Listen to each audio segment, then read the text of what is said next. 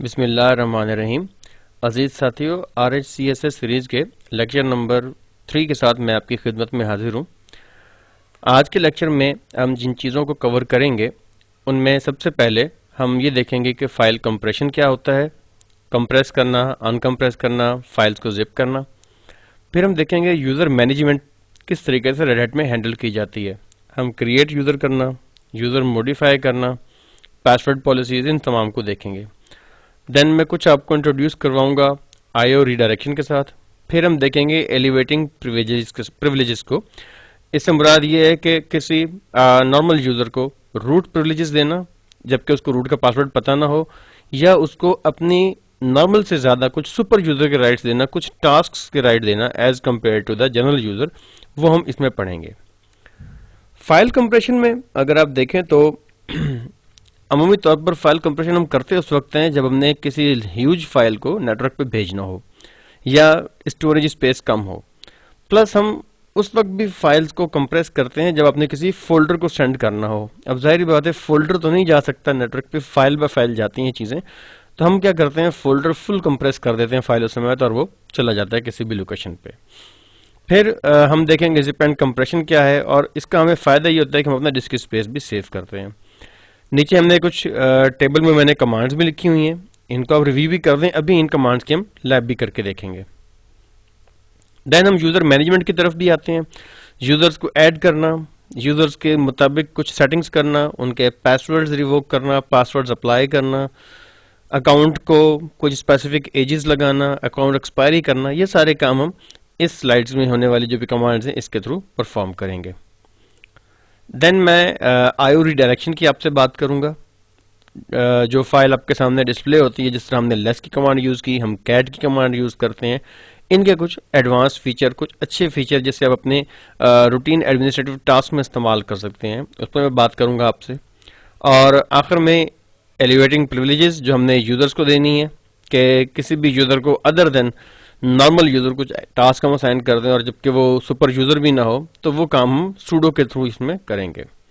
तो आइए ज़रा लैब की तरफ चलते हैं ताकि हम इसको फर्दर कंप्लीशन की तरफ ले जा सकें। जी, तो लैब का आगाज़ करते हैं। सबसे पहले मैं एक डायरेक्टरी बना देता हूँ। मैं एक डायरेक्टरी में कहता हूँ कंप्रेस डाटा, और से मैं install.log इसमें कॉपी कर देता हूँ कंप्रेस डाटा में। अब अगर मैं ls-lh करूं तो एक बेसिक लिस्ट आपके सामने आ गई है। अब मैं इस फोल्डर को टार करता हूं, जो मेरा कंप्रेस डाटा का फोल्डर है, tar-cvf, और मैं नाम रखना चाहता हूं data.tar, और किस फोल्डर को, कंप्रेस डाटा। ये क्या फाइल कंप्रेस हुई। क्लियर करें स्क्रीन को और ls-lh करें। आप देखेंगे 50 KB का ये आपका टार बॉल बना है। इसमें से 45 KB की install.log है और तकरीबन 4 से 5 KB आपका कंप्रेस डाटा का खुद फोल्डर है। अब इसको जिप करने के बाद नेक्स्ट पोर्शन है कि हमने इसको कंप्रेशन लगाना है। कंप्रेशन करने के लिए आप gzip या bg2 ले सकते हो। पहले हम gzip के थ्रू इसको कंप्रेस करते हैं। मैं कमांड देता हूँ से इट इज़ tar-cgvf z4 आपका gzip इन्वोक होगा। मैं फाइल का नाम रखता हूँ से data.tar.gz, और मैं फोल्डर लेता हूँ कंप्रेस डाटा। ls-lh करें, आपको फ़र्क नज़र आएगा।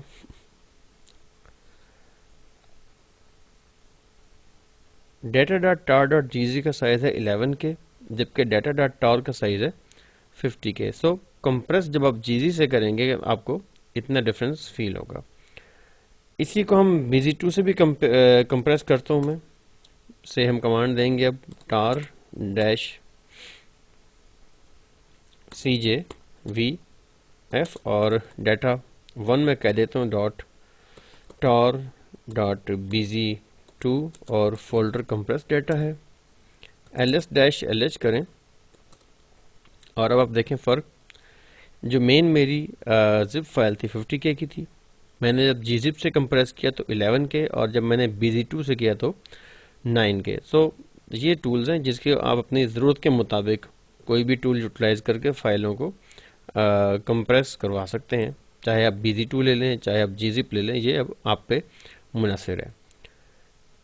फाइल कंप्रेस आपको मिल गई, अब आपने उसको अनकंप्रेस करना है। से अनकंप्रेस करने के लिए मैं पहले एक फोल्डर बना देता हूँ, mkdir से अनकंप्रेस, और मैं जो है जनाब फाइल कॉपी कर देता हूँ data.tar.gz, इसमें cp data.tar.gz, और लोकेशन मैंने बताई नहीं जल्दी में, अनकंप्रेस यस कर देता हूँ। अब मैं करता हूँ cp अनकंप्रेस का फोल्डर ls करें, फाइल यहाँ मेरे पास मौजूद है। अब इसको अनकंप्रेस करने के लिए मैं कमांड देता हूँ से tar-xzvf, और जनाब फाइल का नाम क्या था, data.tar.gz, और जनाब मैं इसको एंटर कर देता हूँ। फाइल अनकंप्रेस हुई है, ls करें, कंप्रेस डाटा cd करें, कंप्रेस डाटा ls करें, install.log अंदर मौजूद है, ls-lh कर लें तो आपको फाइल के रेलेवेंट साइज भी अवेलेबल हो जाएगा। आप अगर BZ2 कॉल करना चाहें तो आप टार को जो मैंने कमांड अभी दी थी xzvf को आपने xjvf से रिप्लेस करना है, और फाइल का नाम दे देना है। इसे हमने नाम रखा था data1.tar.bz2, तो तब भी ये काम हो जाएगा।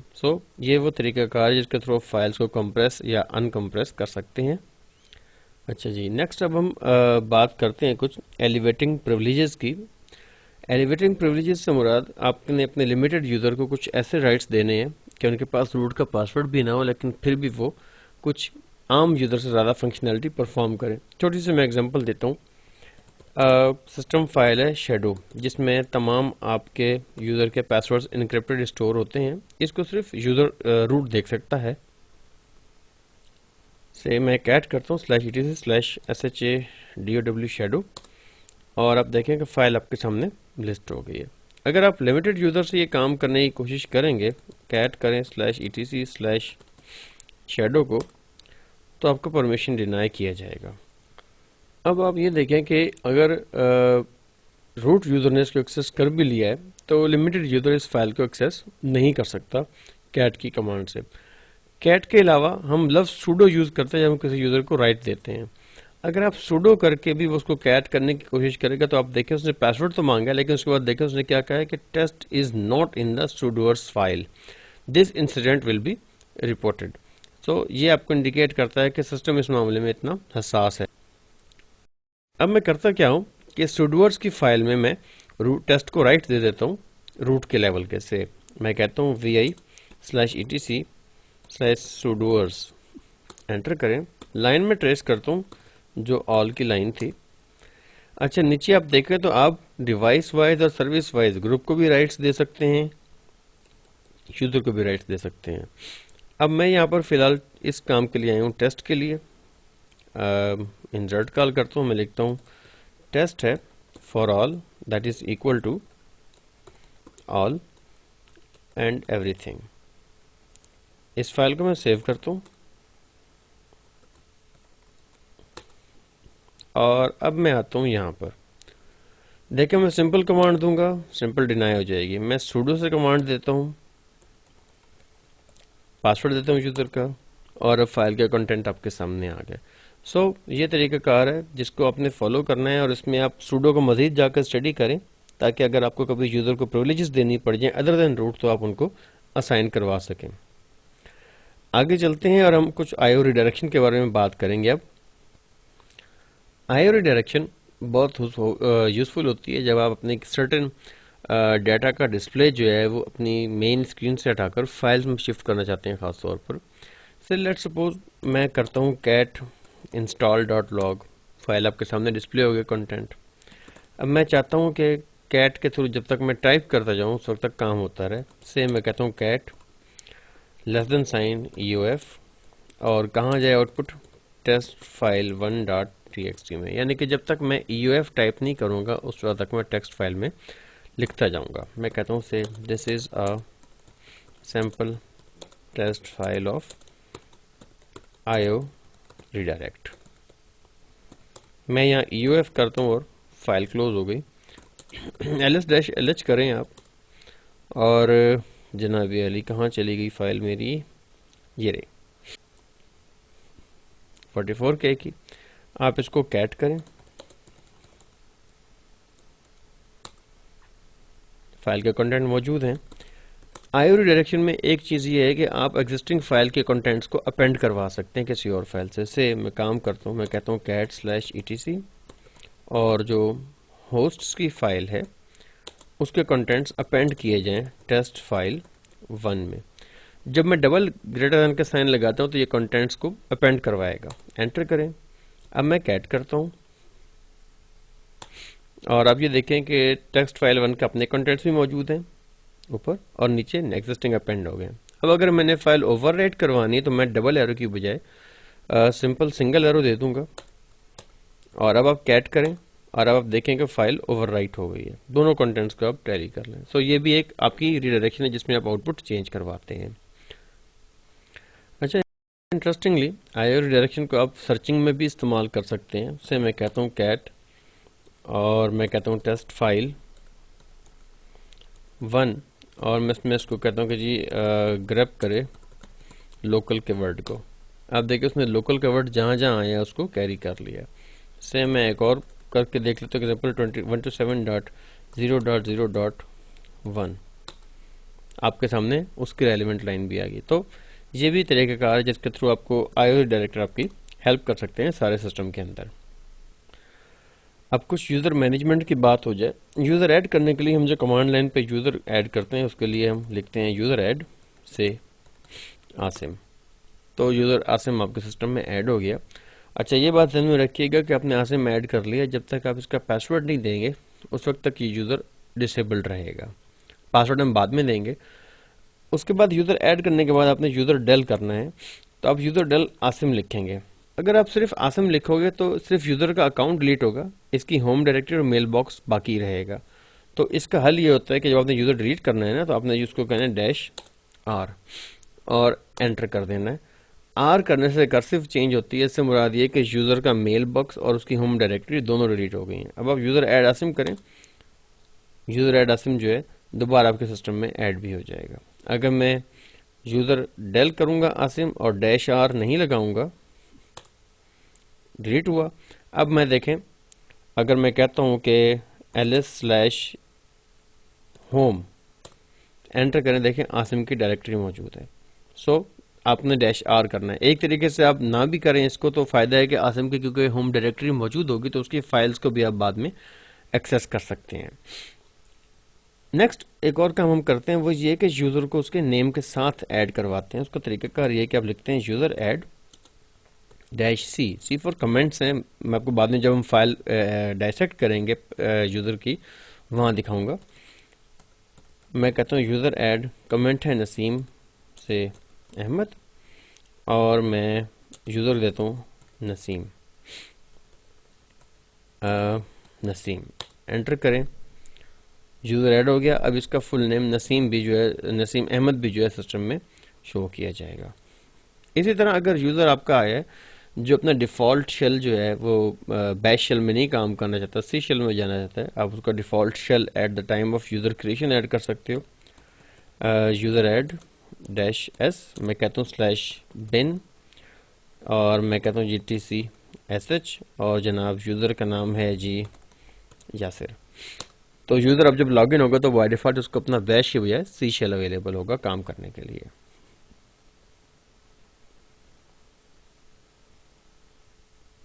अब इन सारी चीज़ों को आप करें से ls/home करते हैं तो आप देखेंगे कि जो यूज़र बनाए उसकी होम डायरेक्टरीज क्रिएट होती जा रही होम के फोल्डर में। अब बाज़ों का तो हम चाहते हैं कि नहीं जी डिफ़ॉल्ट डायरेक्टरी जो है यूज़र की कहीं और बनाई जानी चाहिए। से मैं कॉमन डायरेक्टरी को यूज़र की बनाना चाहता हूँ। मैं कहूँगा कि से जनाब mkdir/home, मैं कहता हूँ से इसमें एक एडमिन्स नाम की डायरेक्टरी क्रिएट हो जाए। और मैं चाहता हूँ कि जो मेरा नेक्स्ट यूज़र बने वो बाय डिफ़ॉल्ट इसी डायरेक्टरी में जाए, उसकी प्रोफाइल पर्सनल। मैं कहता हूँ कि जी यूज़र ऐड -c फवाद और -d मैं उसकी होम डायरेक्टरी चेंज करने जा रहा हूँ। कहाँ पे? मैं कहता हूँ /home/admin और वहाँ पे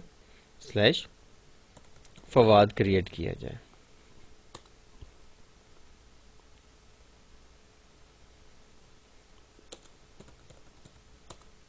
ठीक है जी। अब इस कमांड को मैं देखता हूँ जी। ls हम करते हैं /home। पहले /home में देखें हमारे पास एडमिन की डायरेक्टरी है। मैं कहता हूँ ls/home/admin करें और अब आप यहाँ पे देखें कि फवाद के नाम की डायरेक्टरी मौजूद है। सो ये तरीक़ाकार जिसके थ्रू आप उसकी डिफ़ॉल्ट होम डायरेक्टरी भी चेंज करवा सकते हैं।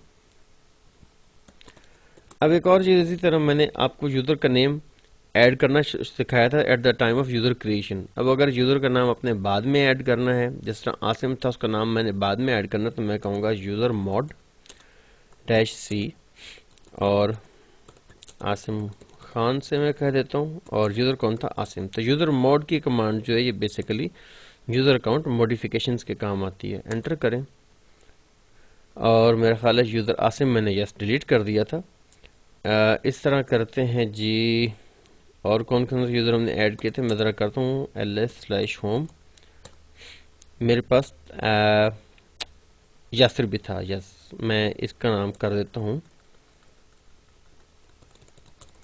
मोहम्मद यासिर और यूज़र है यासिर।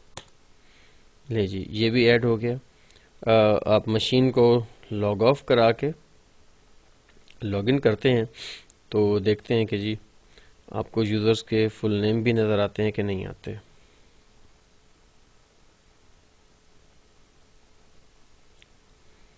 जी, अब आप देखें लॉगिन स्क्रीन पर यासिर का नाम भी पूरा आ रहा है। मोहम्मद नसीम अहमद जो मैंने लिखा था, फवाद। तो ये तरीक़ाकार है जो -c के थ्रू आप यूज़ करते हो। से मैं टेस्ट यूज़र से लॉगिन होता हूँ दोबारा। कुछ हम पासवर्ड्स की बात भी करके देख लें।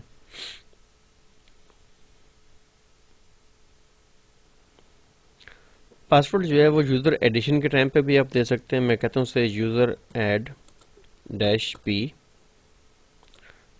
991234 यूज़र 1। तो ये यूज़र क्रिएट होगा, अपने पासवर्ड के समेत क्रिएट होगा। पासवर्ड आप जो यूज़र का ऐड करते हैं, ये चेंज करते हैं, वो passwd की कमांड से चेंज किया जाता है। रूट यूज़र सबका पासवर्ड चेंज कर सकता है, लेकिन हर यूज़र अपना पासवर्ड सिर्फ चेंज कर सकता है passwd की कमांड से, किसी और का चेंज नहीं कर सकता। से मेरे पास यूज़र मौजूद है, मैं कहता हूँ से passwd फवाद से मैं पासवर्ड देता हूँ इस यूज़र का। बहुत सिंपल पासवर्ड मैंने दिया है, बट एक्सेप्ट कर लिया है उसने। अगर किसी यूज़र का अपने अकाउंट लॉक करना तो आप -l का ऑप्शन चूज़ करते हैं। मैं कहता हूँ से passwd -l फवाद, तो आपका अकाउंट जो है वो लॉक कर दिया जाएगा। अब ये यूज़र जो है अपनी मशीन पे लॉगिन नहीं कर सकेगा। इन दस अगर आप चाहते हैं कि अकाउंट अनलॉक हो जाए तो -l को आप -u से रिप्लेस कर देंगे, अनलॉक हो जाएगा उसका अकाउंट। इसमें आप पासवर्ड की एज डिफाइन करवा सकते हैं। बाय डिफ़ॉल्ट एज डिफाइन नहीं होती। से आप ch एज की कमांड यूज़ करेंगे। ch-m और से मैं 3 महीने के लिए यूज़र का पासवर्ड रखना चाहता हूँ, जिसके बाद वो उसको लाजमी चेंज करे 90 यूज़र 1। इससे मुराद ये है कि यूज़र 1 को हर 90 डेज़ के बाद अपना पासवर्ड अमेंड करना होगा। अच्छा, ch से मुतल्लिक़ कमांड्स को ज़रूर रिवाइज़ कीजिएगा, क्योंकि पेपर के अंदर ये कमांड्स बाज़-औक़ात पूछ ली जाती हैं यूज़र का पासवर्ड मॉडिफाई करने के लिए, या यूज़र के पासवर्ड के स्टेटस देखने के लिए, या अकाउंट का ओवरऑल स्टेटस देखने के लिए। ch मैंने 3 मंथ्स का उस पर डेट लगा दिया। अब उसके बाद ये है कि यूज़र को वार्निंग भी देने की ज़रूरत है कुछ दिन पहले। तो मैं इसको कह देता हूँ कि ch-w 3 डेज़ यूज़र 1। इससे मुराद ये है कि पासवर्ड एक्सपायर होने से 3 दिन पहले भी यूज़र को वार्न किया जाएगा कि उसका पासवर्ड एक्सपायर होने जा रहा है। थर्ड थिंग ये है कि यूज़र का मैंने को अकाउंट है उसको एक ख़ास टाइम के बाद मैंने ब्लॉक करवा देना है। बाज़ औक़ात कॉन्ट्रैक्टर्स आ जाते हैं जिन्होंने कुछ अर्से काम करके चले जाना होता है, तो उनके अकाउंट्स भी पासवर्ड प्रोटेक्शन के लिए बनाए जाते हैं कि कुछ अर्से के बाद अकाउंट्स डिसेबल हो जाते हैं से। अब मैं इस यूज़र को एक्सपायर करना चाहता हूँ, मैं कहूँगा CHH -E एक्सपायरी में सेट करूँगा से 2013-12-13। ये ईयर मंथ और डे का फॉर्मेट है और यहाँ पे 31 आएगा और मैं साथ कह दूंगा यूज़र 1। इससे मुराद ये है कि 31 दिसंबर 2013 को ये यूज़र का अकाउंट एक्सपायर हो जाएगा। इट मीन्स कि ये नो लॉन्गर इसमें लॉगिन कर सकेगा। एंटर कर दें।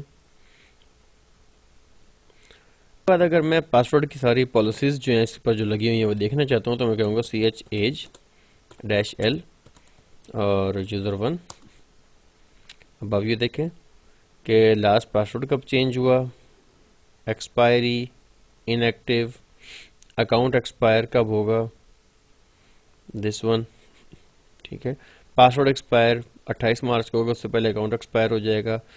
पासवर्ड चेंज 90 डेज और वार्निंग 3 डेज। अगर मैं इसको कहूँगा ना CHH और मैं कहूँगा फवाद, तो देखें फवाद का और इसका स्टेटस बड़ा डिफरेंट है। सो ये कमांड आप लोगों ने अपने पास रिवीजन में रखनी होगी, पेपर में इसके आने का बहुत चांस होता है। कुछ छोटी छोटी चीज़ें कर लेते हैं। अगर मैं कहता हूँ लेस, बल्कि मैं कैट ही कर लेता हूँ, cat/etc passwd, आपको पासवर्ड फाइल का कंटेंट दिखाएगा। ये आपके यूज़र्स यहाँ पे पाए जाते हैं, इसको हम बाद में डिटेल से डिस्कस करेंगे। ये आपकी बेसिकली डाटाबेस है यूज़र्स की। अगर आप शेडो करेंगे तो आप एज अ रूट तो कर सकते हैं, नॉन रूट इसको एक्सेस नहीं कर सकता। इसी तरह एक और फाइल है जो कि आपके ग्रुप्स डिफाइन करती है। हर यूज़र का एक प्राइमरी ग्रुप खुद ब खुद बन जाता है जो उसके नाम के मुताबिक होता है। ये ग्रुप्स बने हुए हैं उसी तरीके से। सेकेंडरी और प्राइमरी ग्रुपिंग की हम बाद में बात करेंगे। और एक होता है ग्रुप जिसे हम कहते हैं G शैडो। ये भी सिर्फ रूट यूज़र ही देख सकता है। जिन ग्रुप्स को हम पासवर्ड लगाकर स्टोर करते हैं ये उसमें लिस्ट पाई जाती है। तो इंशाल्लाह नेक्स्ट लेक्चर में मैं आपसे इन तमाम वन बाय वन डिस्कस करूँगा डिटेल में। तब तक के लिए इजाज़त दीजिएगा। अल्लाह हाफिज़।